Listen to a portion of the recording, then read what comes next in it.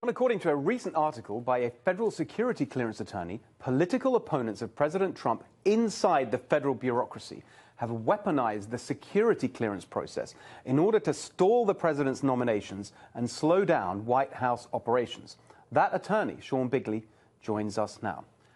Sean, thank you so much for joining us here. I read this piece that you wrote about this in the Wall Street Journal this week, and I have to say it was one of those things where I wasn't shocked, but at the same time felt that this can't be real. It was so helpful for you to describe in detail what's going on. Tell us the specific case that you've been working on, and then we'll get to the broader lessons from it. Absolutely. So the case is involving a gentleman named Adam Lovinger. He's a senior Defense Department official who was on loan to the White House. He was actually brought over there as a by-name request early in the administration. What does that mean, by-name request? They knew of his reputation, and essentially they decided that they wanted him as part of the White House policy team. So the White House specifically said, we want this guy on our team. They did. They reached into the bureaucracy and plucked him right out. Right. And unfortunately, his political views were not appreciated by those in the Pentagon in power, combined with the fact that he had actually exposed some corruption and some cronyism in contracting in a particular office in the Pentagon called the Office of Net Assessment. It's essentially the Pentagon's internal think tank. And what they're supposed to be doing is their namesake, net assessments, which are basically long-term strategy of emerging threats against the United States, things like Iran, China, cyber. And those were precisely the things that Mr. Lovinger thought they should be focusing on. Instead, what the office has become over the past few years is a slush fund for politically connected contractors to do absolutely ridiculous research reports at major expense to the taxpayer. So, like what? For example, there was a research report that came out on whether or not Americans are a warlike people, and that's something that the taxpayers were on the hook for, some large sum of money to produce. There was another one whether or not there was enough national security, coastal elites in the national security bureaucracy. $50 million that this office has shelled out to produce these reports. So this guy exposed that, and then the White House wanted him, and he was blocked. When you say his political views were unacceptable, what does that mean? What political views? Well, precisely. His political views were essentially in line with the president's and the administration's on issues like Iran, on China, on things like that I think most people would view as important things for the national security bureaucracy to focus on. Unfortunately, those were not in favor. Okay, so this is really disturbing because you've got the bureaucracy saying that the White House can't have someone working there that agrees with the president and has done the public a service by exposing corruption and waste of money. Who is making that decision? Where's the sort of location of the problem? For we want to be really specific, not just the federal bureaucracy. Is it Secretary Mattis? Who do we blame for this?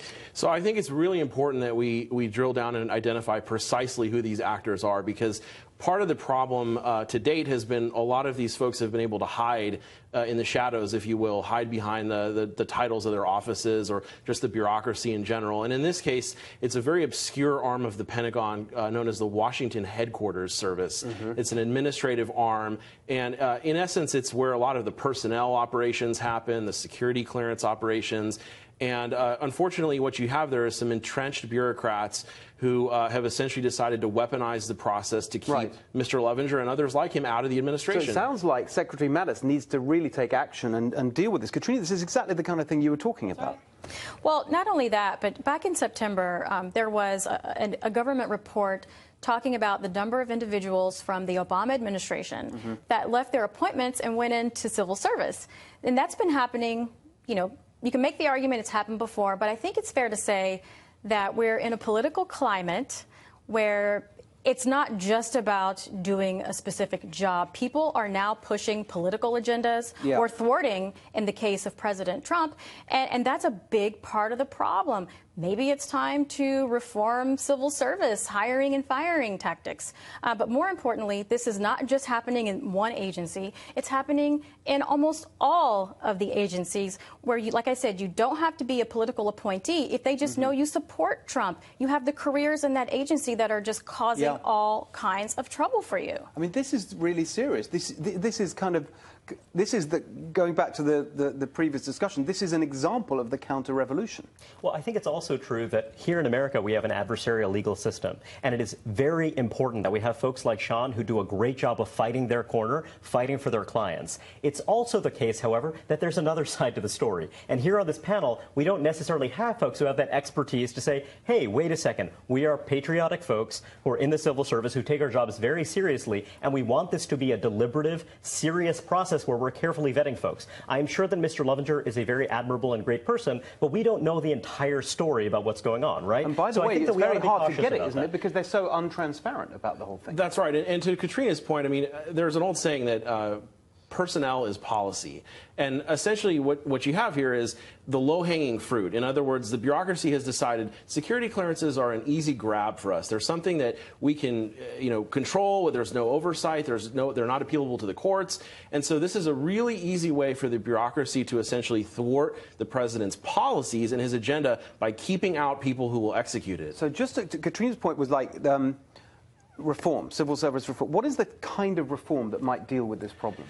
I think what needs to happen specifically with security clearances is there needs to be some amendments put in place to current law that specifically define what happens to you if you weaponize this process, if you retaliate against someone, if you use it for a purpose other than what it's intended. Right now, we don't have that under current law. And so, in essence, you have certain folks in the bureaucracy who have really decided that, this is something that they can run with. And doesn't that cripple the system with more litigation? Because fundamentally, we're talking about national security here. You're talking about people who might have legitimate objections and concerns.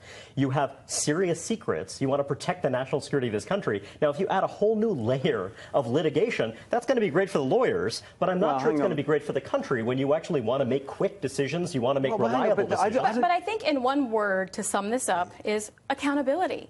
Right, it's that simple. And this has been discussed. The report back in the Washington Times, and I quote, Obama's political appointees switched to career jobs without obtaining necessary approval from the Office of Personnel Management. Where's the accountability? There's even a term for it. I think they call it burrowing in. They sort of dig themselves in. I think this is a huge issue, this civil service reform issue. Sorry, we've got to leave it there. There's never enough time. It's such a big issue. Sean, thank you. I really appreciate you bringing this to our attention, and I hope we can keep on it because it's so important to getting this agenda delivered.